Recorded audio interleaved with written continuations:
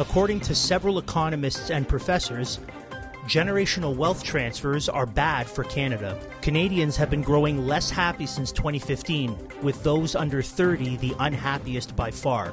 Several American doctors are considering moving to Canada, where legal restrictions on murdering your preborn babies are more relaxed. As Ontario gears up for an election, several parties reveal their plans for unprecedented spending. Our goal, as always, is to bring you news, culture, and politics from a distinctly Christian, conservative, and Canadian perspective. It's February 25th. I'm Andrew DiBartolo. This is Liberty Dispatch News Brief. To grow and succeed, business owners and sales teams have to get good at organizing and prioritizing leads and customers.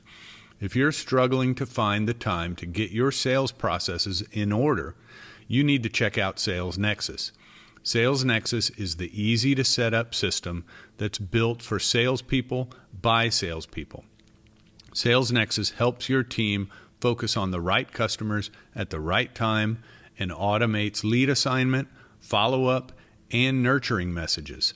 Sales Nexus customers typically see more than a 10% increase in sales within 6 months of getting started. Try Sales Nexus free for 30 days at salesnexus.com.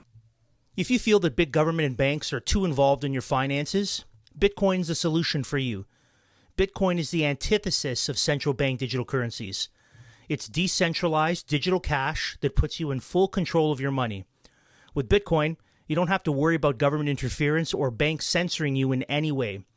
As a freedom advocate, you know the importance of individual liberty and responsibility. Bitcoin is the ultimate expression of those values, enabling you to take control of your financial destiny and make transactions that align with your beliefs. Bull Bitcoin is the perfect place to buy and sell Bitcoin. Don't wait any longer to take control of your money. Sign up today at mission.bullbitcoin.com/dispatch. That's mission.bullbitcoin.com/dispatch. According to a recent C.D. Howe Institute study, happiness in Canada has been declining, especially among those under 30. Quote, Canada ranks 15th on the World Happiness Index in 2024. 10 years ago, we were 5th. For those below the age of 30, Canada ranks 58th out of 134 countries. The relative ranking of GDP per capita, social support, healthy life expectancy at birth, freedom to make choices, and perceptions of corruption have all deteriorated since 2015. These feelings also have real economic impacts. Research shows that increasing happiness by 1 unit on a 10-point scale led to a 12% increase in productivity. Happier people have more satisfying work, tend to have more psychologically fulfilling lives, and are more likely to live longer and healthier lives. They also tend to be more creative and productive and stay more socially connected. Overall, Canada's happiness rankings show the most significant deterioration in the freedom to make choices, where Canada's rank has fallen from 2nd to 38th since 2015. For social support and GDP per capita, Canada's ranking fell about 15 places to 20th and 21st, respectively. Healthy life expectancy declined by 9 places to 18th. Canadians under 30 have seen their happiness fall further than young people in 130 other nations. The only countries with the worst decline are Jordan, Venezuela, Lebanon, and Afghanistan. Close quote. So what could have caused this? How about young people missing their high school and post-secondary graduations, or playing on their sports teams, or not being able to see other people's faces? Or how about locking down the healthiest segment of the population and forcing them to take an experimental gene therapy injection that does significantly more harm to them than the deadly virus? Canada will be untangling this knot for decades to come.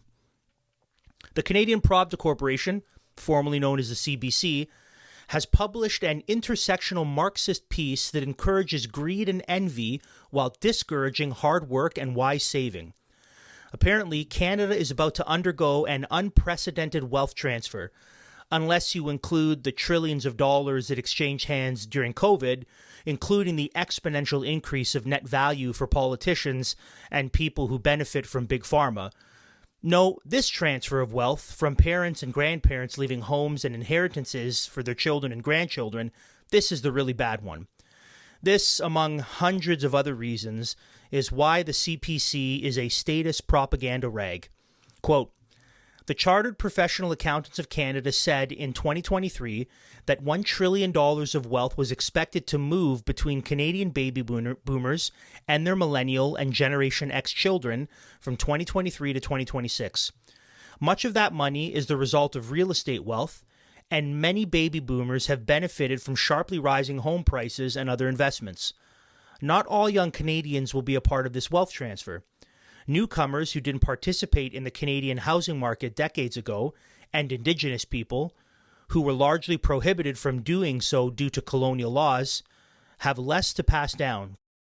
Other people are taking individual steps to donate their newfound wealth. Jess Clausen-Wright, a U of S medical student who received a $300,000 inheritance, is part of a group called Resource Movement. It educates people on how to redistribute their wealth effectively. Canada has not had an inheritance tax since 1972, so these redistribution efforts remain optional. But Keith Willoughby, who runs the Edwards School of Business at the University of Saskatchewan, believes that Canada, which is the only country in the G7 without one, that being an inheritance tax, could benefit from studying it. Close quote. In other words, our elites disparage the idea of working hard, saving, and making sure to provide an inheritance for your children and grandchildren. In fact, according to the wokies, doing so is a kind of unfair privilege, and the way to deal with your privilege, of course, is to redistribute and share whatever inheritance you get. Also, because the insatiable state needs to grow, they want to tax money that you inherit, even though your parents, who either saved that money or used it to buy a house, were originally taxed on the income they used to acquire that inheritance. Canada apparently is governed by socialists. It's hard to find energy or electrolyte drinks, protein shakes, or anti-inflammatories that enhance your workout without defeating their point, as they fill you with sugar, chemicals, and food dyes. That's why you need to try Plexus. Supplements with the highest quality, all natural ingredients that not only avoid the garbage but support your gut. Whether flushing toxins or restoring nutrients, you will see a tangible difference. If you're looking to enhance your health, email healthandliberty@proton.me. Our friends will be happy to help you decide whether this is a good fit for you, and a rep will hook you up with a discount. Again, make sure you email healthandliberty@proton.me.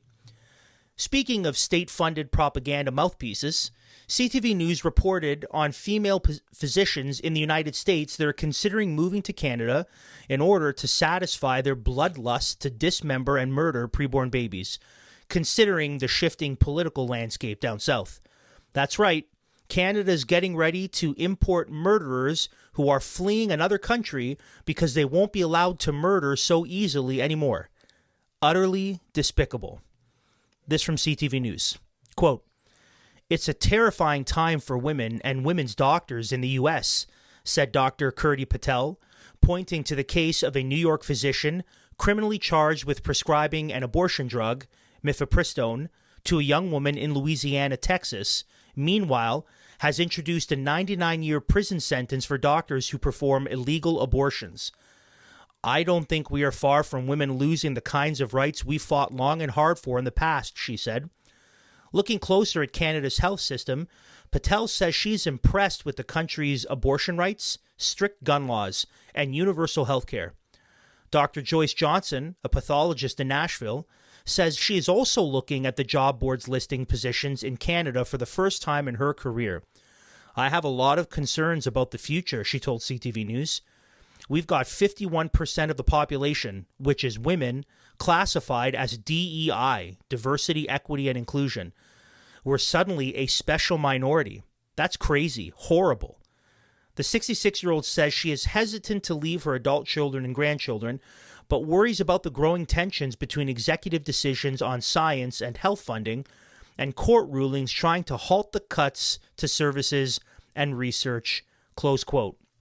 So according to these women, and I'm also kind of curious because the last time I checked, people in the medical field, especially those that like to murder preborn babies, don't really know what a woman is or can't define what a woman is. But in any event, according to these women, alleged women, who seem to be awful doctors and just terrible people, they prefer Canada to the United States because, number one, we are more socialistic. Number two, we are more eager to murder preborn babies. Number three, we limit the ability of citizens to own firearms and defend themselves.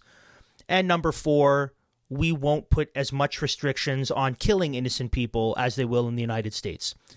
I actually hope these women stay in the United States because they are no good for Canada. There is an Ontario election happening this Thursday, and two parties have announced their economic platform, which promises billions of dollars in new spending. You guessed it, the NDP, the new demonic propaganda party, commies in orange, and the Liberal Party, the red climate cult. This is from CP24. Quote, the NDP platform promises $70 billion in new spending over 3 years, along with $37 billion in new revenue and savings, including tax increases.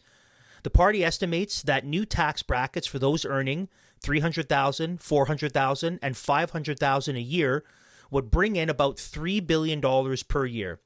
It also says increasing the amount of capital gains subject to tax from 50% to 80% would bring in about $3.5 billion per year, and increasing the provincial land transfer tax rate on homes purchased for $3 million or more would see $33 million a year in revenue.